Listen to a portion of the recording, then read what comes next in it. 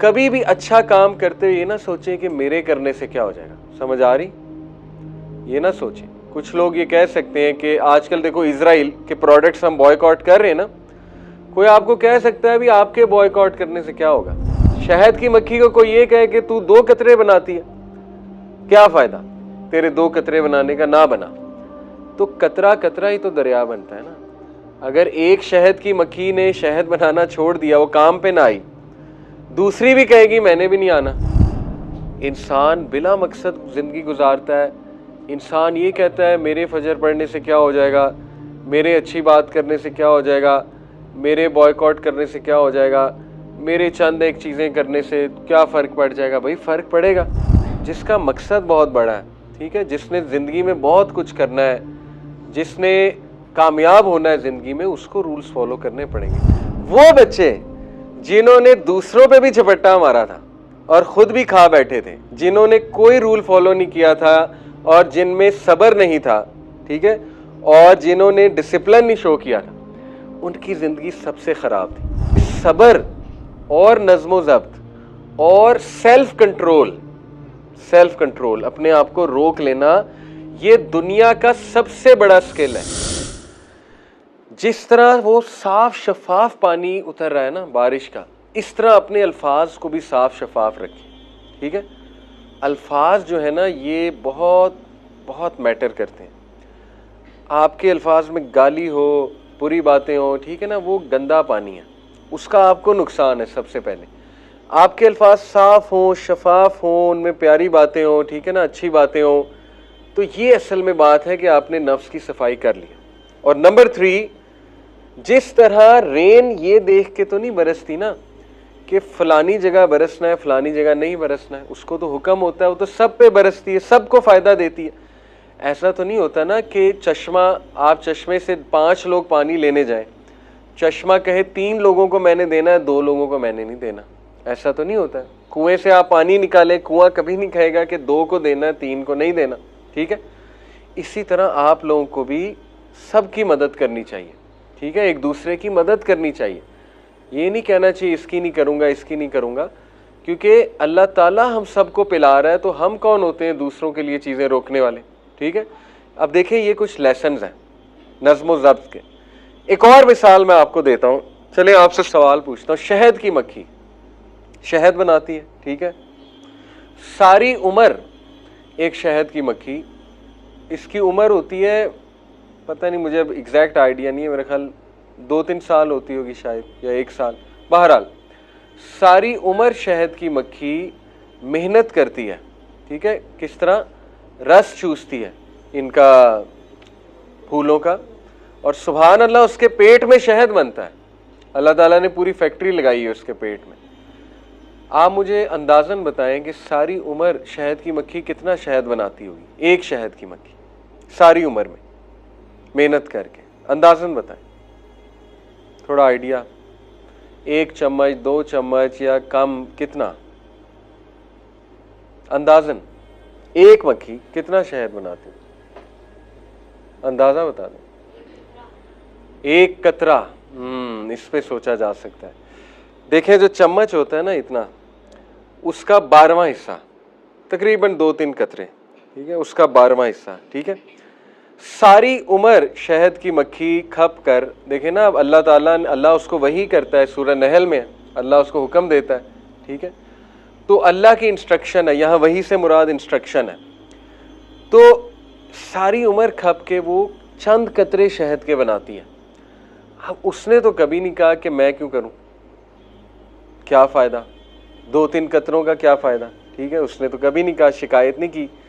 पाकिस्तानी शहद की मक्खी होती तो उसने आना ही नहीं था काम पे, ठीक है, उसने कहना था क्या फ़ायदा, लेट हो जाओ, ठीक है, मेरे करने से क्या होगा।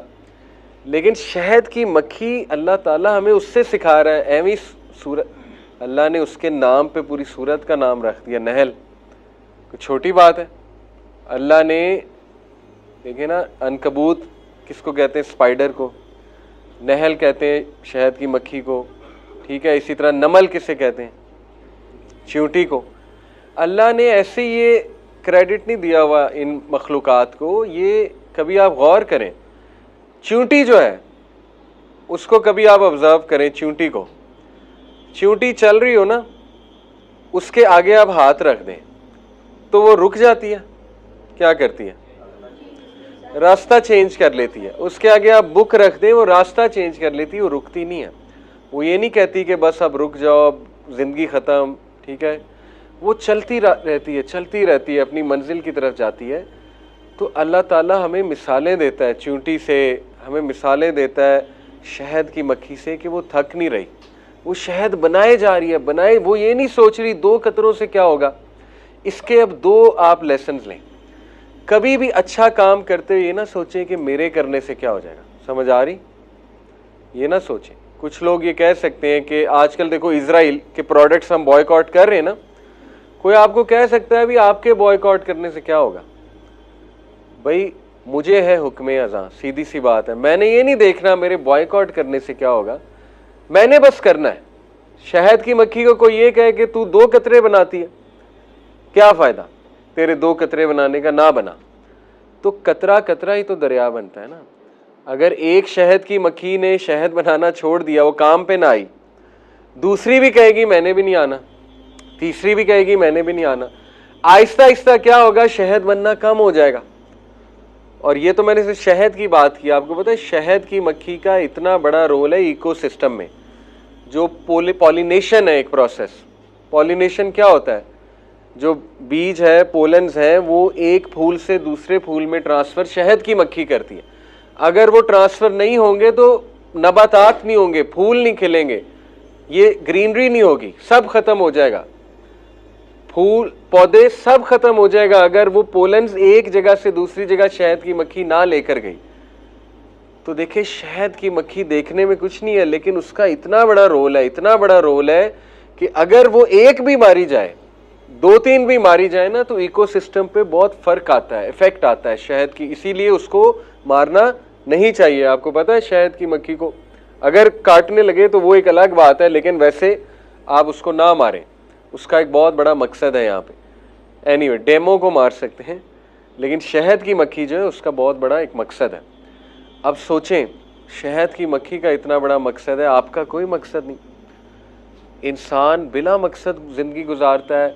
इंसान ये कहता है मेरे फजर पढ़ने से क्या हो जाएगा, मेरे अच्छी बात करने से क्या हो जाएगा, मेरे बॉयकॉट करने से क्या हो जाएगा, मेरे चंद एक चीज़ें करने से क्या फ़र्क पड़ जाएगा। भाई फ़र्क पड़ेगा। 10 लोग रूल को फॉलो नहीं कर रहे, हो सकता है आप कहें यार मेरे रूल को फॉलो करने से क्या हो जाएगा, होगा। हो सकता है आपको देख के दूसरे फॉलो शुरू कर दें। मैं आपको एक मिसाल देता हूँ, देखें ये मेरे साथ हुआ। मैं इशारे पे खड़ा हुआ, एक इशारे पे, तो सारे लोग जो है ना वो चली जाएं क्योंकि पुलिस वाला नहीं था, और हमारी आदत है पुलिस वाला ना हो तो हम फॉलो नहीं करते रूल्स, हम कहते हैं छोड़ो पुलिस वाला नहीं खड़ा, बस ऐसी की तैसी। अब सारे जा रहे हैं, एक गाड़ी बेचारी आगे फंसी है, उसको कोई रास्ता ही नहीं दे रहा, उसको कोई रास्ता ही नहीं दे रहा, ठीक है। अब मैं रुक गया, मैंने कहा चलो कोशिश करके देखते हैं, इसको रास्ता दे देते हैं। मैं रुक गया, आप यकीन करें मुझे देख के 2-3 और रुक गए, ठीक है।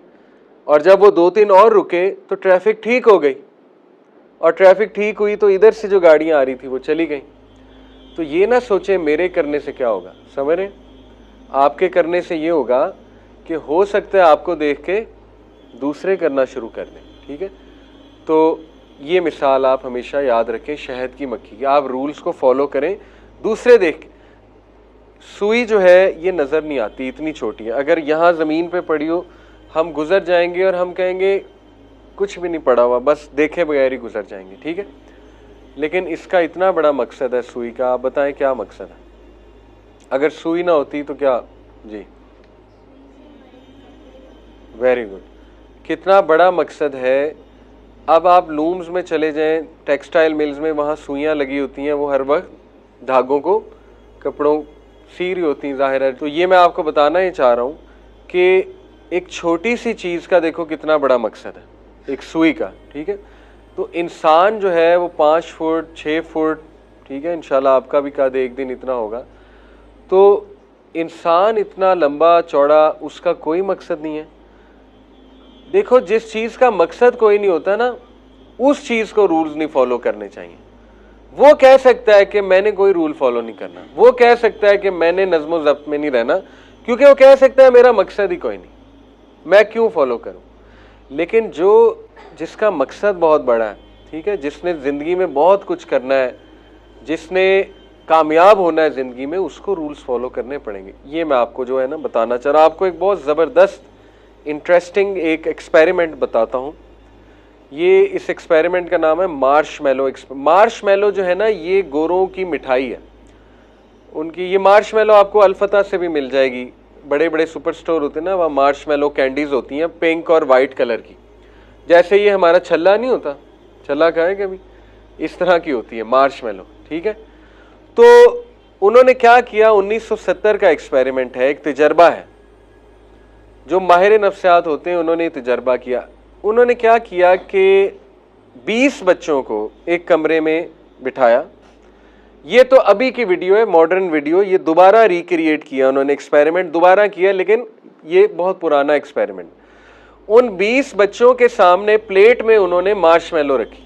ये बिल्कुल इसी तरह है कि मैं आप सबके सामने अभी प्लेट में पेस्ट्री रख दूं, चॉकलेट पेस्ट्री, ठीक है, मोल्टन लावा केक रख दूं, और वो आपकी नज़रों के सामने पिघल रहा है, ठीक है, और उसकी आइसक्रीम आपकी नज़रों के सामने पिघल रही है, और आप बड़ा खुश हैं कि जी अब खाना है हमने।